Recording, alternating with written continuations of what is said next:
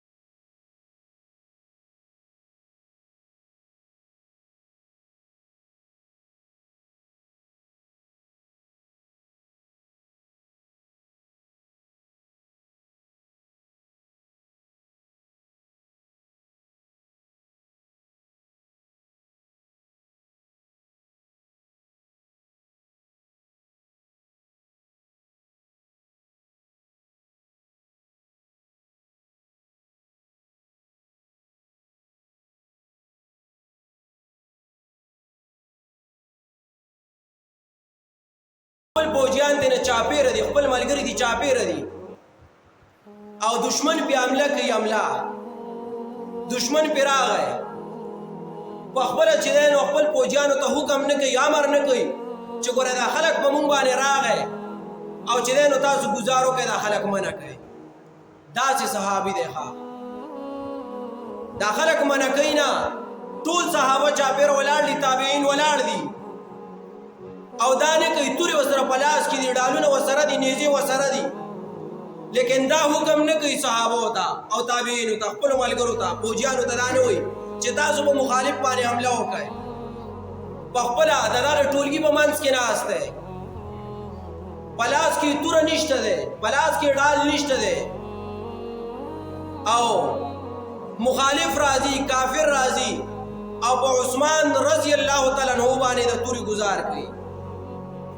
عثمان رضی الله تعالی عنہ باندې چې د تورې گزار وکړو،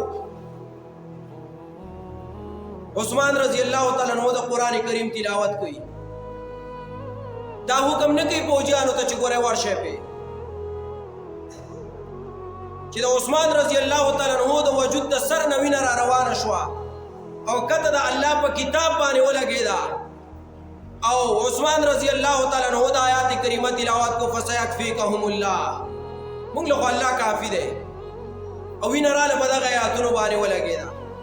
ستانه هغه د عثمان رضی الله تعالی عنہ د شهادت واقعه یې رشوه، هغه تا ونه لیدو. عثمان رضی الله تعالی عنہ چې شهید کېدو هغه واقعه تعالی مخې لرانله، په هغې تاریخ باندې تا هغه مناو نه کړه، د هغې دپاره تا ماتم ونه کو، د هغې دپاره تا جلوس راونه باسو.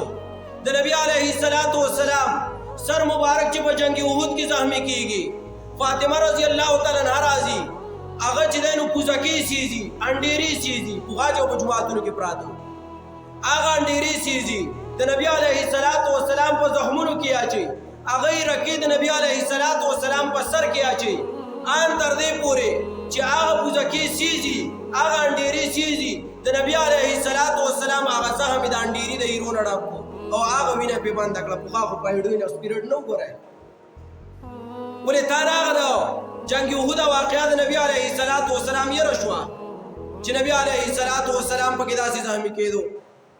زه دا نه وایم چې د حسین رضی الله تعالی عنہ د شهادت د هغه ورځ مه مناوه، لیکن چې هغه مناوه د هغې طریقه وپېژنه، په دغه طریقه باندې مه مناوه، په دغه طریقه پسې مه ځه. تا ماتم شروع کړی دی، تا پکې یو بل وال شروع کړی دی، ځانونه وال دې پکې شروع کړي دي.